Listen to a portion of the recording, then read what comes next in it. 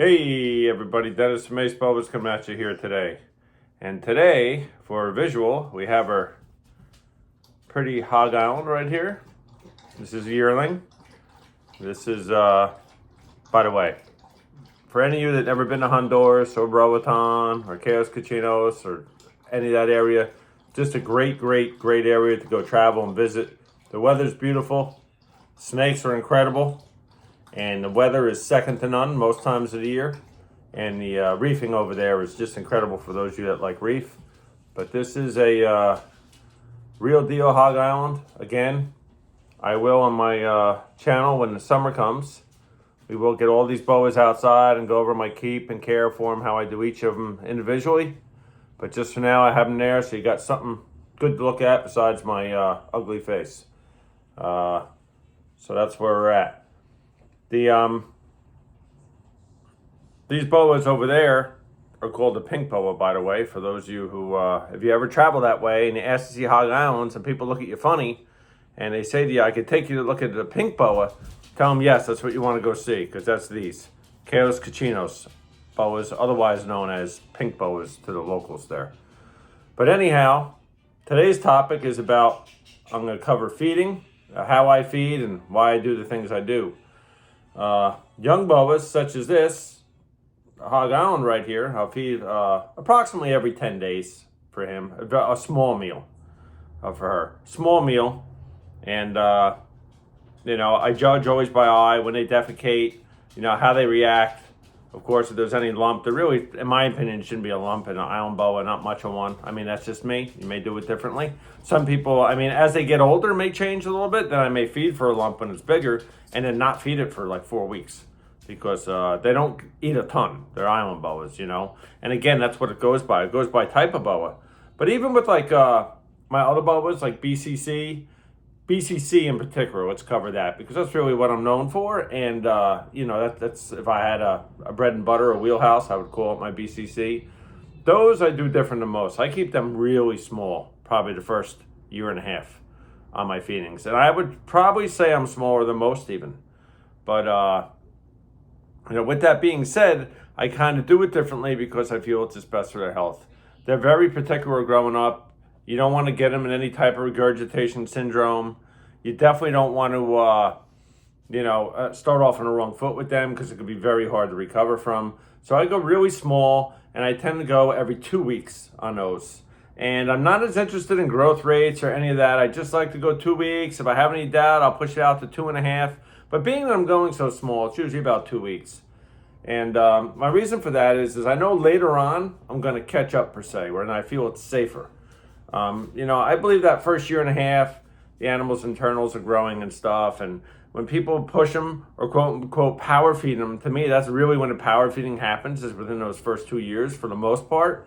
And it really stresses the organs and it's going to shorten the life of your animals. You might get them to get one litter and then, 6 months after that litter, you're going to go up there one day and they're going to be dead at about 6 years old and you're going to wonder why. Well, the reason why usually is because of power feeding and overfeeding. It's one of the worst things, in my opinion, you can do for an animal. So what I do is tend to take it really slow that first year and a half with them. And then I start picking it up. I'll probably get about, once every 10 days to 2 weeks at that point. I'll feed them. And then I'll keep it like that. And I'll feed them where I see a lump in them. Not a big lump. Just maybe a quarter-sized lump bigger in their body. Not even a quarter, an eighth. And I'll go with that pace till they're probably about, I'd say 5 years old. I like to start breeding about 6. So at 5.5, I'll start, I do what I call, I push them a little bit at that age. I maybe drop it down to every 10 days and keep it at 10 and then go bigger, especially that last 6 months coming in.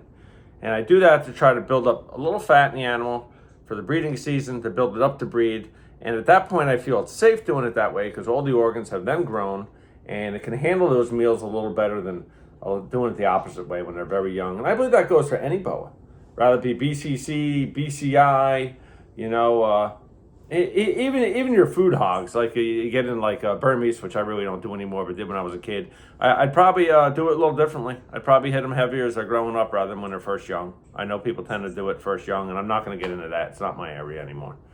But, especially with these island boas, take it slow. For the most part, on an island boa, you take it slow all year long. As far as my feedings go in cycling, I do feed a little heavier in the spring. I do not do a spring only and early summer feeding only and then let them starve all year. I know some people do that. I don't do that personally. All my boas, except for my breeding females, again, except for my breeding females, eat year round. During the summer, during the winter, they get slowed down a lot. If I'm feeding an animal maybe every 2 weeks during the summer, during the winter, a non-breeding animal might get fed every 5 weeks. So I definitely do cycle their feeding a little bit and they get smaller amounts. And then in the spring, I'll ramp it up and hit them with bigger amounts. So there's definitely some sort of ramping there that goes on. But I don't start that usually till they're about 2. Because again, I keep the feedings very spaced up to that point. So I probably don't even start that type of cycle until they're about 2 years old. Up to 2, it's pretty steady feedings. And that's just the way I do things. I mean, it may not be the only way. It's definitely not the only way. It may not be the right way in some of your eyes. I'm cool with that. It just works for me. Like I said, I can't stress enough that, when somebody tells you something in boas with breeding or feeding or care, I ask why and how, And for me, I can say, I got boas up there that are, 20 years old now and going on their 6th breeding. So, I would call that doing something right. And until I see otherwise, I own quite a few boas too. I'll probably keep doing it the way I do it. And again, maybe you could do, if you don't like my way and you like someone else's way, that's fine. Maybe you could do a hybrid. See what the results are. Take maybe quarter your animals, half your animals, and do a hybrid and see what your results are. And try it that way. Mixed feeding. I get a lot of questions about that. Like, what do you feed? I primarily try to start all my boas on frozen thawed pinky rats or frozen thawed hopper mice. And the reason for that is I don't want my customers nor myself to have trouble having to break them off as they get older and develop habits off of live. To me, it's just not fair to the animal. There's no need to do live feedings in captivity, in my opinion. Again, my opinion. When I was young, I did all that when I had the berms, throw them in live. But, I realize as you become a better keeper, which I definitely have over the decades, that you don't need to do that. There's no reason to do that. So that's how I feel about that. But, so for me, it's frozen thawed. Preferably, if I can, I try to get them on frozen thawed rat pinks. Can't always do that. Sometimes it's frozen thawed hoppers, and when I get older, they'll switch over to rats. And if they'll take the rat pinks right away, then so be it. I do it right away.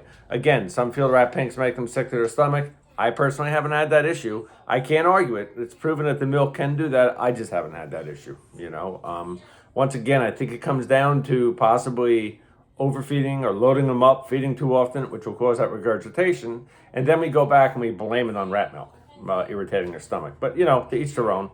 There's the bone argument too, right? Bone densities between the hopper mouse and the rat pink and fat. I get all that.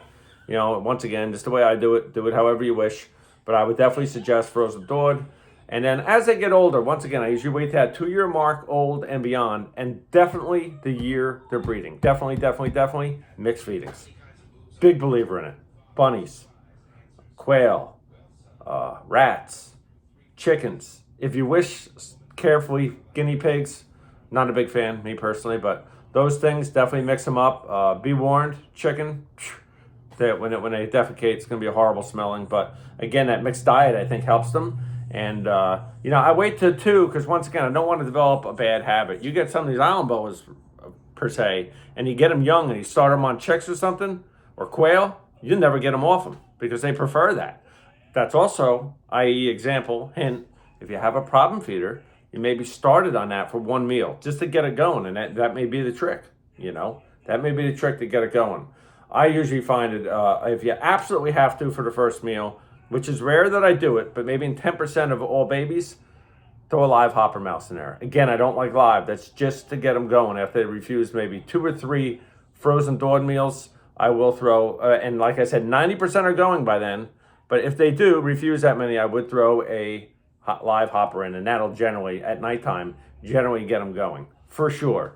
And that's another little hint I want to tell you. When you're doing your first feeding or first 3 feedings on your boas, do night feedings. Because, in the real world, that's when they're hunters. They hunt at night. So you want to mimic that as often as you can. And with that, until the next video, which will be shortly, myself and a Hog Island boa here are going to say goodbye. But please, if you like the videos, I did wide angle again for you all. I know YouTube says they love it, and honestly, the results have been a little better, so I'm going to agree with that. Thank you all for your info on that one. I do answer all comments, so if you have a comment, put it in there. Tell me what you think, so I know what you think. You have an idea for a topic, tell me, so I can cover it. Please like and subscribe. We could use the subscriptions. I appreciate you. Till next time, over and out, Ace Boas.